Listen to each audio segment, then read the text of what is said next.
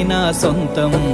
రాదురా ఏ విజయం నీ కోసం నా కోసం, ఎటుపోదురా నువ్వు చేసిన కష్టం ఎప్పటికైనా సొంతం. కాలంతో పయనించేవాడికి కానిది ఏముంది, సాధనతోనే సాధ్యమవ్వునని సదాశయంతో సాగర ముందుకు. రాదురా ఏ విజయం నీ కోసం నా కోసం, ఎటుపోదురా నువ్వు చేసిన కష్టం ఎప్పటికైనా సొంతం.